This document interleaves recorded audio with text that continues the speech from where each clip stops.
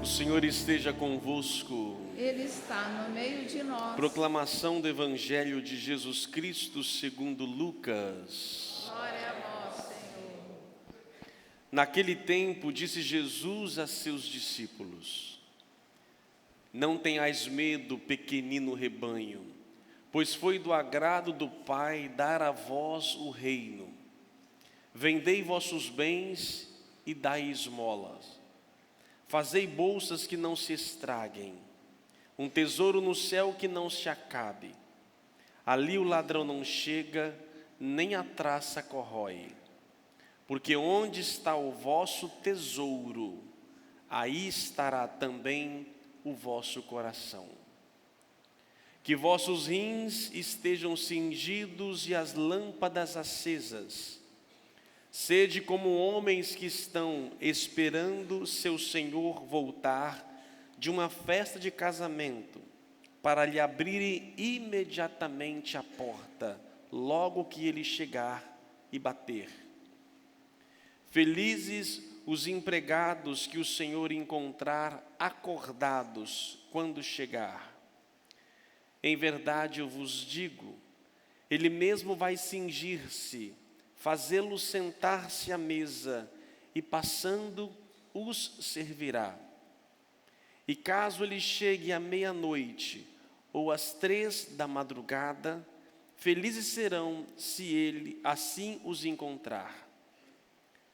Mas ficai certos, se o dono da casa soubesse a hora em que o ladrão iria chegar, não deixaria que arrombasse sua casa. Vós também ficai preparados, porque o Filho do Homem vai chegar na hora em que menos o esperardes. Então Pedro disse: Senhor, tu contas desta parábola para nós ou para todos? E o Senhor respondeu: Quem é o administrador fiel e prudente que o Senhor vai colocar à frente do pessoal de sua casa, para dar comida a todos na hora certa? Feliz o empregado que o patrão, ao chegar, encontrar agindo assim. Em verdade eu vos digo, o Senhor lhe confiará a administração de todos os seus bens. Porém, se aquele empregado pensar: meu patrão está demorando, e começar a espancar os criados e as criadas, e a comer, a beber e a embriagar-se, o senhor daquele empregado chegará num dia inesperado e numa hora imprevista. Ele o partirá ao meio e o fará participar do destino dos infiéis. Aquele empregado que, conhecendo a vontade do Senhor, nada preparou, nem agiu conforme a sua vontade, será chicoteado muitas vezes. Porém, o empregado que não conhecia essa vontade e fez coisas que merecem castigo, será chicoteado poucas vezes. A quem muito foi dado, muito será pedido. A quem muito foi confiado, muito mais será exigido. Palavra da salvação. Que as palavras do Santo Evangelho perdoem os nossos pecados. Meus prezados irmãos, ou podemos ser chamados de pequenino rebanho, Jesus hoje se dirige a nós, a um grupo pequeno, ao seu grupo pequeno, sabendo que os que vão ouvir a sua voz serão poucos. Pedro até pergunta: está dizendo isso para quem? Para nós ou para todos? E Jesus fala: é para todos, mas principalmente para vocês que estão à frente. Nós que estamos à frente, nós religiosos, nós que estamos à frente, pais de família, nós que estamos à frente de alguma coisa, é para nós que o Senhor hoje se dirige. E Ele nos pede para que nós não tenhamos medo. Por quê? E eu tenho que fazer memória da semana passada, do evangelho da semana passada. Quem pôde participar conosco, quem presenciou e rezou, nós meditávamos a partir da parábola de um homem rico, que tinha os seus celeiros abarrotados e a colheita foi estrondosa, ele não sabia onde guardar tanta comida, ele entrou em crise porque tinha tanta coisa, ele não sabia o que fazer com ela, jamais passou pela cabeça dele em doar para alguém, ele só queria guardar, guardar, guardar e guardar, e não é à toa que morreu. E agora então Jesus volta a olhar para o pequenino rebanho e diz: vocês não tenham medo, não tenha medo, se o celeiro de vocês está grande, não tenha medo, não queiram ajuntar tesouros nesta terra, não tenham medo, procurai primeiro tesouros, e aí vem o evangelho de hoje nos colocando, procurai vender vossos bens e dar esmola, fazer bolsas que não se estragam, um tesouro no céu que não se acabe. Procurai juntar tesouros no céu. Que tesouro é esse? Qual é o seu tesouro? O que é o tesouro? O símbolo do tesouro nos dá? De riqueza, de conforto, de tranquilidade. Eu tenho um tesouro, me dá um prazer. Qual é o seu tesouro? Uma pergunta a se fazer. Pode parecer uma pergunta simples, mas não é. O que faz o seu olhar brilhar? Qual é o seu tesouro? Talvez você pode até dizer, o tesouro é minha família, mas será que você vive e valoriza tal como você diz? Talvez não seja. Diz a palavra, onde está o seu tesouro, aí está o seu coração. Seu coração, símbolo de pulsar, de vida, seu coração palpita por quê? O que faz palpitar o seu coração? Aí está o seu tesouro. Talvez alguns, o tesouro é a sua própria vaidade, sua própria riqueza material, o seu prazer, coração palpita, ele só vive por aquilo, é um prazer que ele tem, é o satisfazer a si próprio. Mas Jesus nos pede para ajuntar tesouros no céu. Por isso volta-se a nós, pequenos rebanhos, doe, vende os seus bens. Lógico, não é proibido tê-los. Não quer dizer também que devemos sair agora vendendo tudo o que temos. Não, mas que possamos ter uma vida desapegada, sem medo. Quanto mais estivermos agarrados aos bens materiais que são necessários para a nossa vida, mas se vivemos em função deles, seremos como aquele homem do evangelho passado, que morreu e deixou de herança. Por isso, não tenhais medo, pequeno rebanho. E ele nos pede para que estejamos preparados para a vinda de Deus.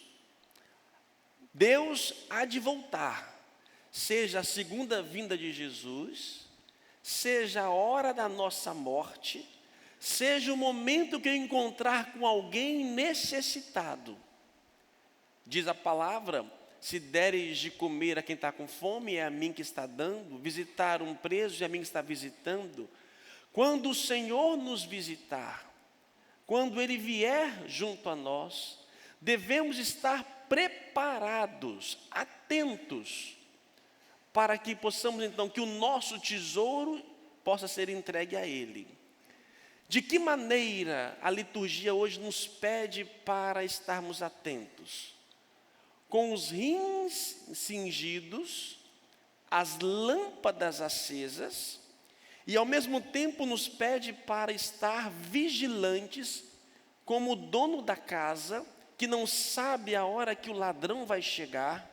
Eu fico atento, eu fico preparado, Hoje a gente coloca alarme nas casas, muitas situações, ou nós que moramos em apartamento, tem ali o porteiro. Nós estamos, de uma forma ou de outra, um pouco relaxados, mas preparados.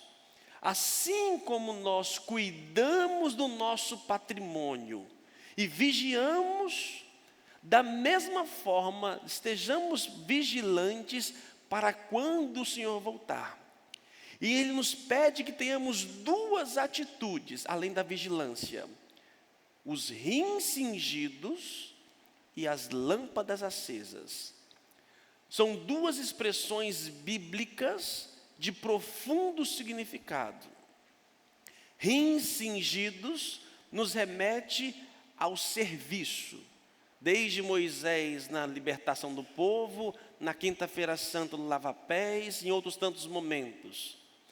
Lâmpadas acesas nos lembra que nós somos luz, luz neste mundo.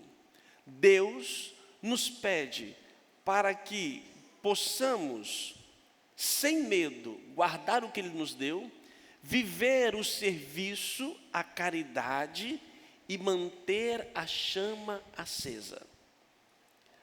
Um casal quer manter a chama acesa, tem que cuidar. Dizem que o amor acaba com o tempo. Acaba não. Pelo contrário, ele vai crescendo cada vez mais. Eu digo por mim, gente, não sou casado, tá? Graças a Deus. Tenho 14, quase 15 anos de padre. Além, lógico, a gente tem nossas crises, tem as dificuldades, tem problemas. Tem dias que você está cansado, tem dias que você não está com vontade. Mas eu digo para vocês que hoje eu sou muito mais padre hoje do que há 15 anos. Tenho muito mais autoridade, maturidade, conhecimento, entrega. Muito mais amor. No início, a gente se apaixona pelas vestes, pelos cálices, pelas poses e assim por diante. Como num casal. No início é a estética. Com o passar do tempo, a gente percebe que isto não é o mais importante. E aprofunda naquilo que é realmente o amor. O amor, ele não acaba quando nós cuidamos dele. Assim como eu faço, na vida de um padre, há uma rotina. Hoje, por exemplo, nesse final de semana é a 6ª missa com esse mesmo evangelho. Já posso ler de cor esse evangelho de hoje. É rotina, mas nem por isso se perde a alegria de celebrar, porque está em Deus. Manter a chama acesa compete a nós. E para que eu possa fazer, eu tenho que acreditar. São duas atitudes que o Senhor nos pede hoje: a lâmpada acesa e os rins cingidos, que é o serviço. Assim como Jesus lava os pés, Ele, o Mestre e o Senhor, se dobra e como um servo se coloca à disposição dos seus. São duas atitudes importantes para a comunidade cristã. E são justamente essas duas ações que estão mais sendo apagadas, diminuídas. Nós cristãos estamos no mundo, somos pequeninos. Jesus sabe que somos poucos. Embora mais um sexto da população mundial, um pouco mais, mas ainda assim, os que vivem a fé são poucos. Mas devemos nós manifestar a nossa fé. Nós estamos no mundo, mas nós não somos dele. E é nosso papel de transformar este mundo pela caridade e pela chama acesa.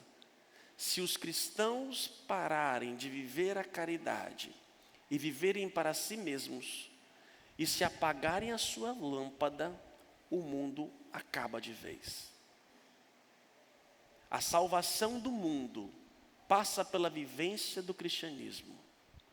Por mais que existam pessoas de bem em outros credos, mas o que há de salvar o ser humano e o mundo é a vivência da fé cristã.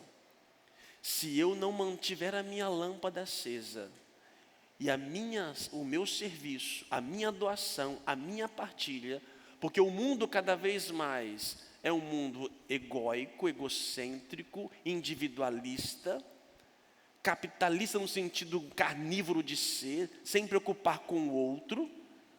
Cada vez mais, se nós entrarmos nesta lógica que já entrou na mentalidade cristã e na convivência, hoje é difícil a fraternidade, é difícil congregar as pessoas, é difícil você fazer uma ação comum, uma ação solidária, é difícil, porque estamos cada vez mais esgotados de nós mesmos, dos nossos cansados, dos nossos trabalhos. Estamos não acreditando mais na fraternidade, na partilha. Há tanta corrupção, tanta maldade, tanta coisa ruim que vai minando a nossa lâmpada. E a gente vai fazer pensar o seguinte: o que é a minha atitude diante de todo mundo errado? Eu sou um grãozinho de areia nesse mar enorme. E vou achar talvez que eu não faço diferença. E aí, com o passar do tempo, eu vou o quê? Amenizando. A parábola, que quando Pedro pergunta para Jesus se é para ele, Jesus responde dizendo: cuidado, para vocês não relaxarem na sua fé, achando que está demorando o patrão vir, e eu vou começar a relaxar nos meus costumes, não exijo mais de mim, não cobro mais de mim. Cuidado para não relaxar na sua fé. Eu faço tudo certinho, de repente eu piso na bola. Pisei na bola, me deu uma dorzinha de arrependimento, olhei para um lado, olhei para o outro, não mudou nada. Pisei na bola de novo. Deus continua me amando, não tirou nada de mim, estou mais até feliz.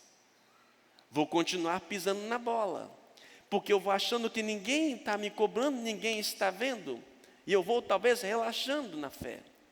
E o modo que estamos vivendo o mundo de hoje é algo que tem impactado inclusive a nós cristãos. Nossos costumes, nossas tradições, nossos valores, nossa moral. Nunca na história humana nós, em tão pouco tempo, mudamos tanto como agora.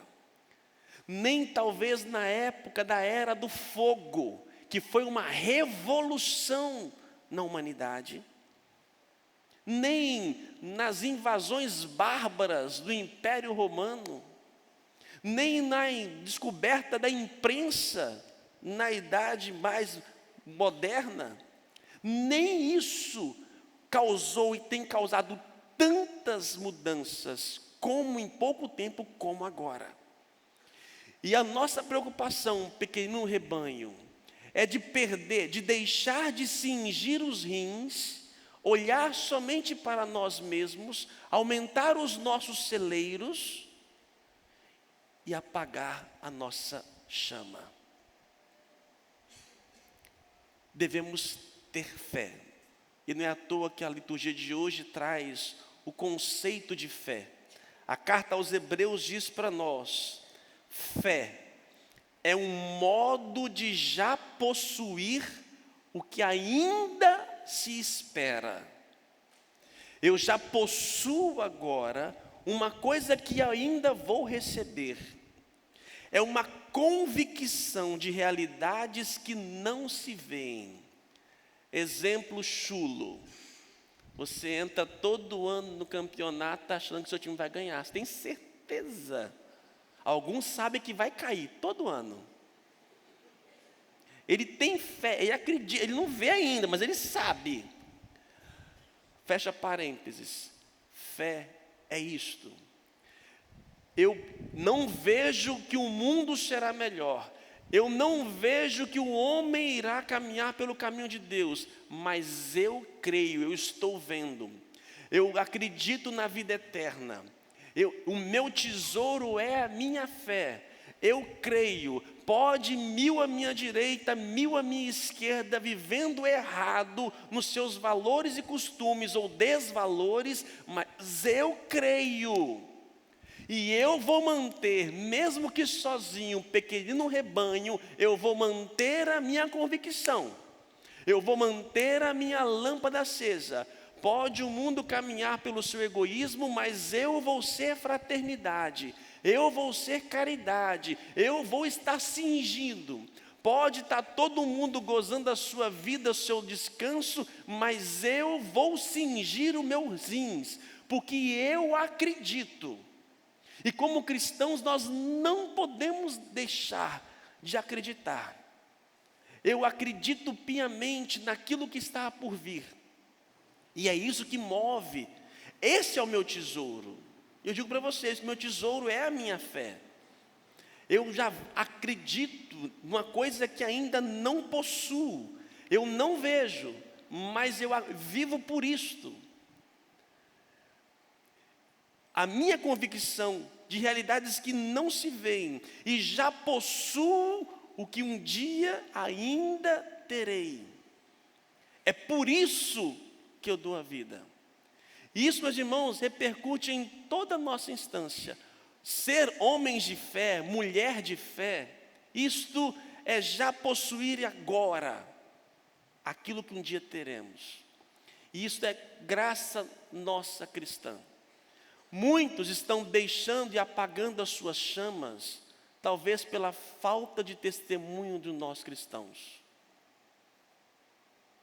E compete a nós renovar a nossa fé neste Deus, nossa moral, nossos costumes. Esse final de semana eu contei algumas histórias e vou concluir, para não ser diferente com vocês. Ontem eu fiz um casamento aqui. Sábado passado fiz outro casamento aqui. 2 histórias, 2 casais, 2 coisas semelhantes, que para mim, eu que atendo muita gente, é até um pouco mais difícil acostumar com essa beleza. 2 casais jovens, pouco tempo de, assim, um de 4 e 5 anos de namoro, outro de 8 anos de namoro. 2 casais jovens, castos, virgens. Coisa rara. Rara. E não estou colocando que a nossa vida moral só passa pela nossa sexualidade. Não estou demonizando e nem santificando a sexualidade. Mas para dizer que é possível neste mundo nadar contra a maré. É possível. Uma dessas jovens, um dia eu atendendo ela, acho que não chegaram na lua de mel ainda não.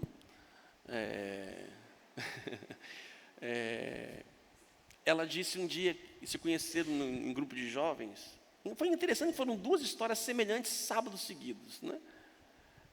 E ela dizia que um dia ouviu uma pregação falando sobre castidade, e ela disse, eu vou viver isso daí.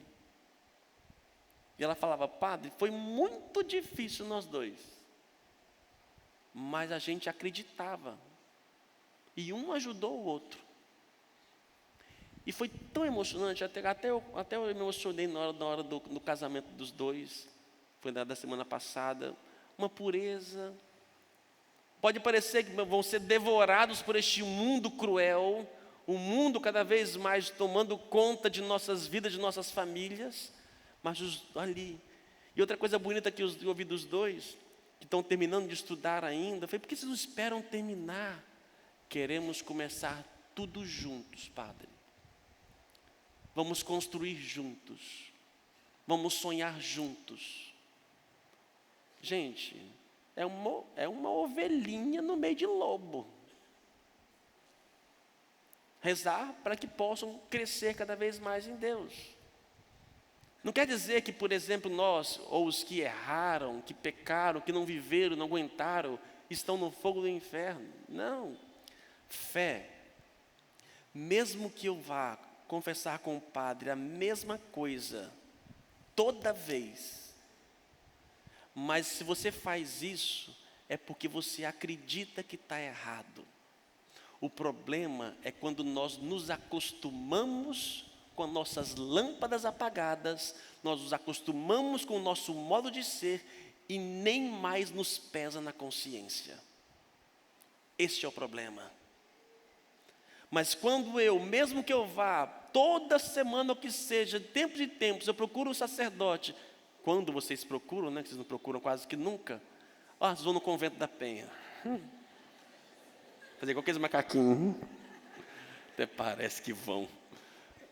Mesmo que eu vá confessar a mesma coisa, mas ali existe fé, porque eu não estou acostumado com o meu erro. Eu me acuso e reconheço a minha fraqueza e peço a Deus a misericórdia. O mundo de hoje nos faz acostumar, e essa mudança que vivemos na sociedade de época nos faz acostumar com a luz apagada. Esse é o problema. E a gente perde a chama, e a gente relaxa. Por quê? Eu fiz, não aconteceu nada. Não mudou nada, deixei de servir, não mudou nada, Deus continua me amando, Deus continua me servindo, continua tudo normal. E eu posso achar que nada está acontecendo. Pequeno rebanho, não tenha medo de se doar para Deus, de entregar a sua vida para Deus. E eu termino dizendo a vocês, pais, que responsabilidade enorme vocês têm. Homens, eu sei que vocês são dominados pelas mulheres. São elas que mandam nas suas casas, não são? Se o homem levantar a mão e dizer o contrário, então, meu filho, não vai longe o seu matrimônio. Mas mesmo que elas te dominem, e que elas possam conduzir a vida dentro de casa, você se dobre diante de Deus. Um homem temente a Deus é algo estrondoso na vida psicológica, emocional e espiritual de uma criança e de um filho. Muito mais do que uma mãe. Um homem que se dobra e que mantém a sua fé, e que vem ali celebrar a sua fé junto aos seus, isso não tem preço. Isso marca muito mais do que uma mãe orando. Mães, vocês podem rezar 100 Ave Maria que seja, ou mais. Um homem rezou uma. Oh, meu Deus do céu, abala o inferno. Abala o inferno. Por isso, mantenha-se, homens, na fé, na oração de joelhos. Mantenha a sua fé, a sua chama acesa. Mantenha-se cingido. E com certeza, esse será o maior tesouro que você irá deixar para os seus. Louvado seja o nosso Senhor Jesus Cristo. Creio